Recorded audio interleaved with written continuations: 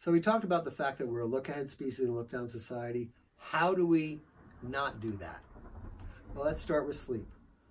I have an entire video on sleep. Please see it on my website. Basically, if you're on your back, no pillow pushing the head forward. If you're on your side, pillow thick enough to cover distance from ear to shoulder to the mattress. Maybe a little different if you're sleeping halfway each way, and take a look at that video. When you're eating breakfast, how about food to mouth instead of mouth to food? And how about having a reading stand holding things up to eye level? I carry one here. I do need a carpenter to make me some more. And you can use various things to hold that up. But looking straight down is not as good as looking straight ahead. If you're reading in bed, not usually a great idea, but there are ways to do it safely more than others. First of all, I think reading on your belly is not a bad idea for reading in bed. If the material is here and you're like this, you're putting the curve into your neck instead of taking it out.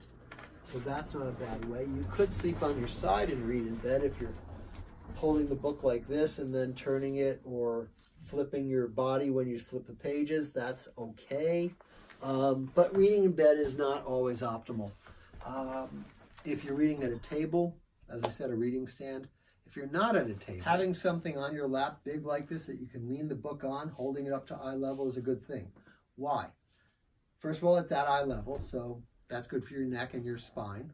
The second thing is that if you are holding this without the ball, now your shoulders are going to get tired. And you can't hold it up for, hours at a time, or even a half hour, without these muscles starting to hurt. So why stress that? Having something on top there. That can also be useful for looking at your phone.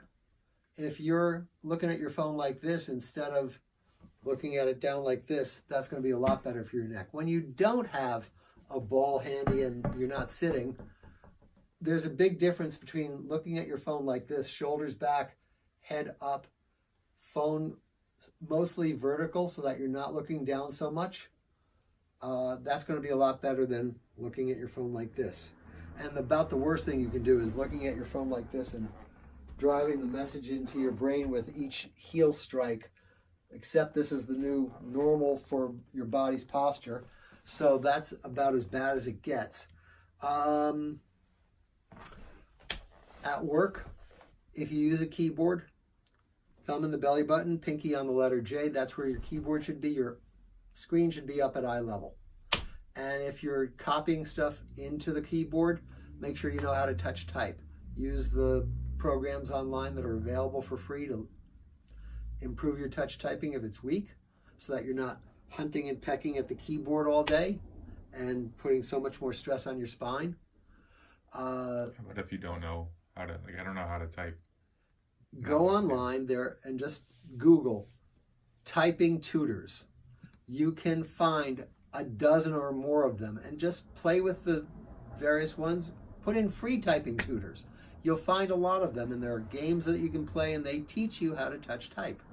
And you should spend some time learning.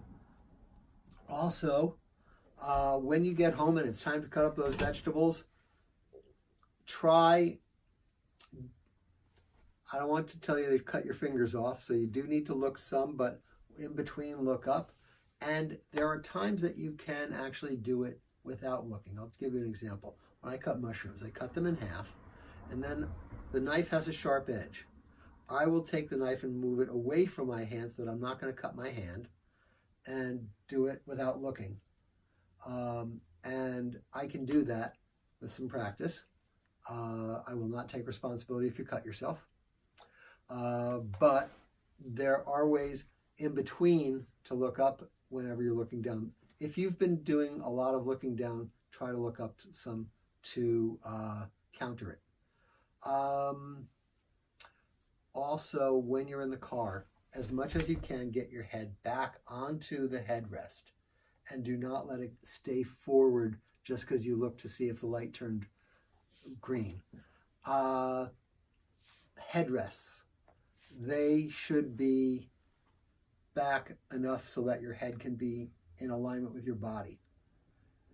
Most of the cars today, they're so far forward that even if you put your head back against the headrest, it's this far forward.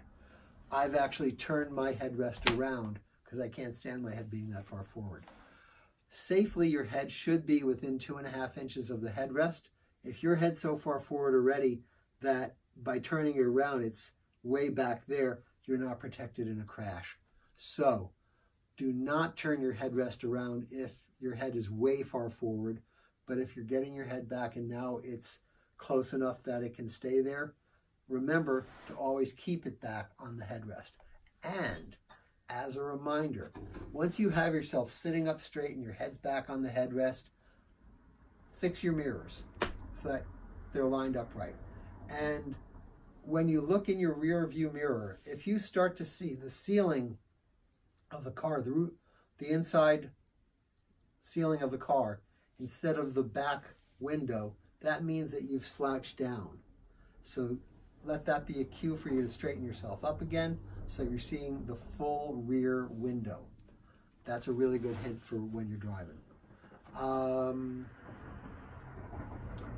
That's about it.